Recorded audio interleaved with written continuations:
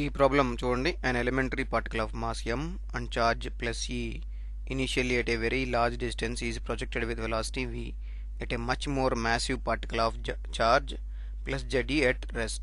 The closest possible distance of approach of the incident particle is. ఇక్కడ మన Moto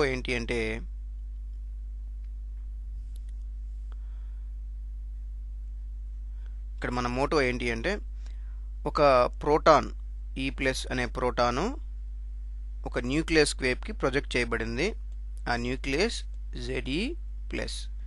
ఇక్కడ రెండు ఛార్జెస్ పాజిటివ్ అవ్వటం వలన అక్కడ మనకి కొంత రిపల్షన్ ఫోర్స్ ఏర్పడటానికి అవకాశం ఉంది. ఆ రిపల్షన్ ఫోర్స్ ఏం చేస్తుంది, దీన్ని తిరిగి వెనక్కి పంపించడానికి ట్రై చేస్తుంది. అంటే కరెక్ట్గా ఇక్కడికి ఈ పాయింట్ దగ్గరికి వచ్చి వెనక్కి వెళ్ళిపోతుంది.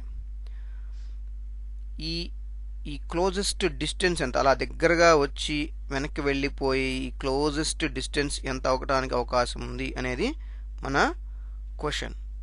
ఫర్ ఎగ్జాంపుల్ ఇక్కడ ఇలా పక్కకు కూడా వెళ్ళిపోవచ్చు, కానీ ఇది స్ట్రైట్గా న్యూక్లియస్ మీదకి ప్రొజెక్ట్ చేశారు కాబట్టి, ఇది యాక్చువల్గా రూదర్ఫోర్డ్ ఎక్స్పెరిమెంట్లో మనం చేశారు కాబట్టి ఇది కంపల్సరీ ఇది వెనక్కి వెళ్తుంది. అలా వెనక్కి వెళ్ళినప్పుడు ఆ పాయింట్ దగ్గర నుంచి న్యూక్లియస్ దాకా ఉన్న డిస్టెన్స్ ఎంత అనేది కనుక్కోమంటున్నారు. అదే మన యొక్క మోటో. ఇప్పుడు ఇన్వెస్టిగేట్ చేద్దాం. మనకి ఏ క్వాంటిటీస్ ఇచ్చారో, ఈ ప్లేస్ యొక్క మాస్ ఇచ్చారు, అది ఎంత m. ఈ ప్రోటాను కొంత వెలాసిటీతో ప్రొజెక్ట్ చేశారంటున్నారు. అంటే దాని వెలాసిటీ ఎంత, ఆ వెలాసిటీ వచ్చేసి v. ఇక్కడ v వెలాసిటీతో ప్రొజెక్ట్ చేసిన తర్వాత ఇది ఏం జరుగుతుందంటే ఇక్కడ దాకా వచ్చి ఆగి వెనక్కి వెళ్తుంది. అంటే ఇక్కడ దాని వెలాసిటీ 0 అయిపోతుంది.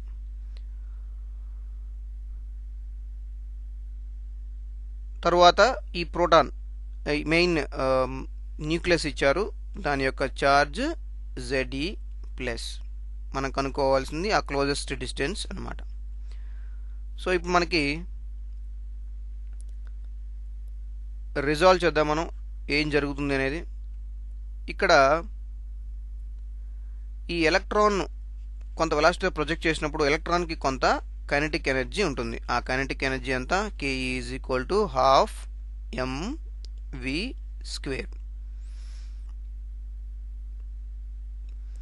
ఇక్కడ దాకా అప్రోచ్ అయిన తర్వాత దాని వెలాసిటీ ఏమవుతుంది, 0 అయిపోతుంది. అప్పుడు కైనెటిక్ ఎనర్జీ 0. అప్పుడు రెండింటి మధ్య అంటే ఎంత, ఎక్కడి నుంచి ప్రొజెక్ట్ చేసిన దగ్గర నుంచి ఇక్కడ దాకా రావడానికి పట్టిన టోటల్ కైనెటిక్ ఎనర్జీ కూడా 12 mv² అయిపోతుంది. ఇదే ఎనర్జీ ఆ ఆ ప్రోటాన్ని తీసుకురావడానికి చేసిన వర్క్కి సమానం అవుతుంది. అంటే that is equal W work done on the charge to bring infinity to the required point. అంటే ఒక ఎలక్ట్రాన్ కానీ ప్రోటాన్ మీద ఒక ఛార్జ్ మీద కొంత వర్క్ చేసాము. ఎందుకు, ఒక దగ్గర ఇన్ఫినిటీ నుంచి ఒక పాయింట్ దగ్గరికి మనం తీసుకొచ్చాం. అలా తీసుకురావడానికి చేసిన వర్క్ పని ఏదైతే ఉందో ఆ ఛార్జ్ మీద, దాన్నే ఎలక్ట్రిక్ పొటెన్షియల్ అని కూడా మనం అనవచ్చు. అందుకే ఇక్కడ మనం ఎనర్జీ ఎక్స్ప్రెషన్ తీసుకున్నాం. సో ఇప్పుడు పొటెన్షియల్ ఏమవుతుంది, potential V electric potential is equal to work done on charge. అంటే వర్క్ డన్ ఎంత, ఇక్కడ 12 mv², ఇక్కడ వెలాసిటీ బై ఛార్జ్ వచ్చి E. ఇది ఒక ఎనర్జీ, అంటే ఒకవైపు ఈ ఎలక్ట్రాన్ ఇక్కడ దాకా రావడానికి తీసుకురావడానికి చేసిన వర్క్ అన్నమాట. అదే electric potential at that point, ఈ పాయింట్ దగ్గర ఉన్న ఎలక్ట్రిక్ పొటెన్షియల్. అలాగే ఇక్కడ ఒక పెద్ద ఛార్జ్ ఉంది, ఈ పెద్ద ఛార్జ్ దగ్గరికి తీసుకురావడం వల్లనే కదా ఈ ఛార్జ్ రిపెల్ చేసింది. సో ఆ ఛార్జ్ యొక్క పొటెన్షియల్ ఎంత, that is equal to potential of a bigger charge is equal to 1/4πε0 into q by some r. అంటే r డిస్టెన్స్ దగ్గర ఈ పర్టికులర్ q యొక్క పొటెన్షియల్ మనం కనుక్కుంటున్నాం.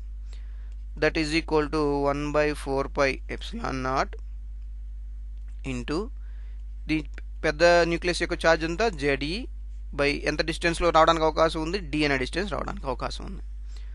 అంటే ఆ పాయింట్ దగ్గర పెద్ద ఛార్జ్ వలన వచ్చే పొటెన్షియల్ ఇదైతే, అదే ఛార్జ్ దగ్గరికి ఒక చిన్న ఛార్జ్ని తీసుకురావడానికి కావాల్సిన పొటెన్షియల్ కూడా ఇంత ఉంది. అంటే ఈ రెండు సమానం కదా. ఇప్పుడు మనం ఈక్వేట్ చేస్తే 12 m v square by e is equal to 1 by 4 pi epsilon naught ze by d. మనకి ఇక్కడ కావాల్సింది d, అంటే ఈ dని మనం అటు తీసుకువెళ్దాం, అటు కాంపోనెంట్ని ఇటు తీసుకొద్దాం. అప్పుడు న్యూమరేటర్లు డినామినేటర్లు, డినామినేటర్లు న్యూమరేటర్లు అవుతాయి. అంటే d is equal to 1 by 4 pi epsilon naught into ze into e by half m v square. ఇక్కడ హాఫ్ ఉంది, డినామినేటర్లో ఉన్న డినామినేటర్లో హాఫ్ ఉంది, ఇది 2 times ఇక్కడ క్యాన్సిల్ అవుతుంది. ఇంకా మిగిలిన expression d is equal to ze square by 2 pi epsilon naught m v square. ఈ ఎక్స్ప్రెషన్ దేనికి అంటే జనరల్గా ఎంసెట్లోను సెట్లో ఎంట్రన్స్ ఎగ్జామ్స్లో ఎక్కువగా మీకు న్యూమరికల్స్ ఇవ్వరు, అంటే నెంబర్స్ ఇచ్చి ప్రాబ్లం కనుక్కోమని చెప్పరు, వాల్యూస్ ఇచ్చి జస్ట్ ఎక్స్ప్రెషన్స్ ఇచ్చేసి వాటి నుంచి కొత్త ఎక్స్ప్రెషన్ ఎక్స్ట్రాక్ట్ చేయమంటారు, అంటే కొత్త ఎక్స్ప్రెషన్ మనం తీయాలి. ఇక్కడ మనకు తెలిసిన ఫార్ములాస్ నుంచి మనం ఏం కనుక్కున్నాం, క్లోజెస్ట్ అప్రోచ్ అంటే ఒక ప్రోటాన్ని కనుక ఇంకొక న్యూక్లియస్ మీదకి స్ట్రైట్గా మనం ప్రొజెక్ట్ చేస్తే ఎంత తక్కువ డిస్టెన్స్ దగ్గరికి అలా వెళ్ళి మళ్ళీ రిటర్న్ వచ్చేస్తుంది, అంటే క్లోజెస్ట్ అప్రోచ్ అనేది డీతో రిప్రజెంట్ చేస్తున్నాం మనం. ఆ క్లోజెస్ట్ అప్రోచ్ని ఆ మిగిలిన ఛార్జ్ యొక్క క్వాంటిటీస్ ద్వారా అంటే ఆ రూపంలో మనం ఒక ఎక్స్ప్రెషన్ని తీసుకొచ్చాం, ఒక ఫార్ములా లాగా మనం తీసుకొచ్చాం. అదే ఇది d is equal to ze square by 2 pi epsilon naught mv square.